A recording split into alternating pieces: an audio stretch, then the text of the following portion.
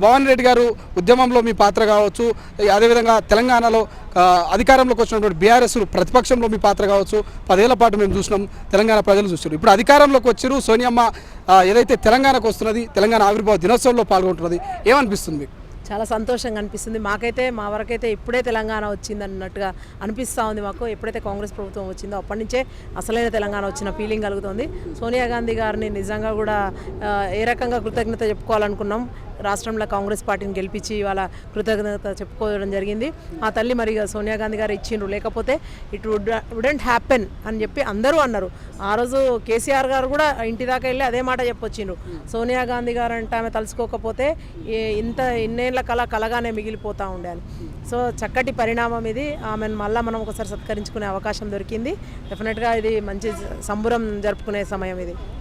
ఇక పాట విషయానికి వస్తే, పాటను కొంతమంది ఉద్యమకారులు కావచ్చు, కొంతమంది ప్రతిపక్ష నాయకులు కావచ్చు, కొంతమంది సీనియర్ జర్నలిస్టులు కూడా వ్యతిరేకిస్తున్నారు. మొన్న ఏదైతే మీరు ఒక వేదిక మీద కూడా చూసారు, కొంతమంది సీనియర్ జర్నలిస్టులు దాన్ని వ్యతిరేకిస్తూ మాట్లాడినటువంటి మాటలు, అసలు ఏం జరిగింది ఆ రోజు?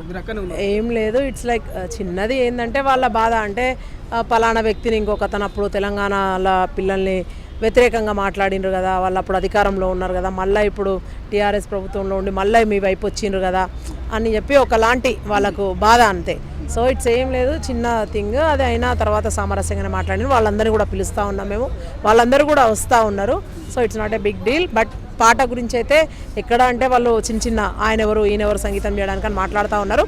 బట్ నేను ఒకటి చెప్పదలుచుకున్నా, మా వరకైతే నిజంగా నేను కూడా విన్నా ఆ పాట, ఎక్కడ కూడా ఆ సోల్ మిస్ కాలేదు.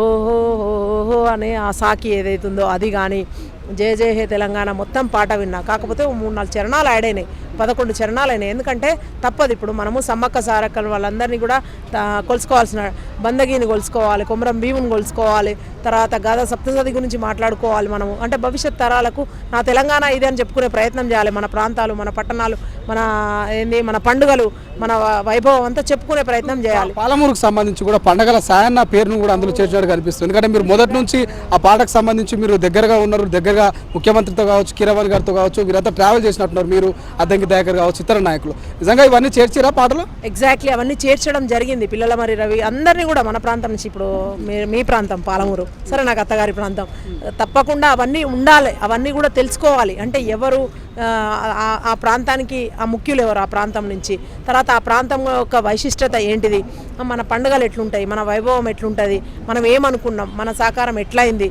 మన నదులు, మన ఏంది, మన చెరువులు, మన జీవన విధానం, ఇవన్నీ కూడా ప్రతిబింబించేటట్టు ఆ పాటలో వచ్చినాయి. చాలా చక్కటి పరిణామం, చాలా బాగుంది. ఒరిజినాలిటీ ఎక్కడ దెబ్బతినలేదు. అదే పాట 2-3 బిట్స్ ఎక్స్ట్రా యాడ్ చేయడం జరిగింది అంతే తప్ప పెద్దాన్లో ఏం చేసింది ఏం లేదు. ఒక చిన్న మచ్చుతునక చెప్తాను నేను. అంతకుముందు గోలుకొండ నవాబుల గొప్ప వెలుగే చార్మినార్ అన్నారు, ఇప్పుడేమో గోల్కొండ భాగ్యనగరి గొప్ప వెలుగే చార్మినార్. ఎందుకంటే గోల్కొండ అంటే మళ్ళీ నవాబులు అందరూ వస్తారు. సో మళ్ళీ సేమ్ డూప్లికేట్ అవుతుంది వర్డ్.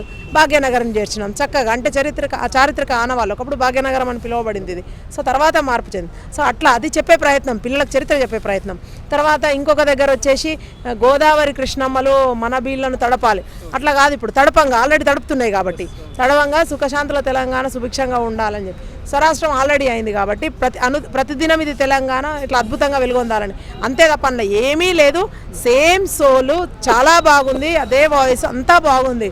కానీ వాళ్ళు ఇక ఏదో ఒకటి ముందటేసుకొని అనాలి కాబట్టి సరే చిన్నగా వాళ్ళకి అనిపించింది. మరి వాళ్ళు అనిపించిన వాళ్ళందరూ ఒకసారి ఆత్మవిమర్శ చేసుకోవాలి. మరి 10 ఏళ్ళుగా ఆ రాష్ట్ర గీతంగా ప్రకటిస్తాను ఎన్నోసార్లు కేసీఆర్ గారు ప్రతి వేదిక మీద చెప్పడం జరిగింది.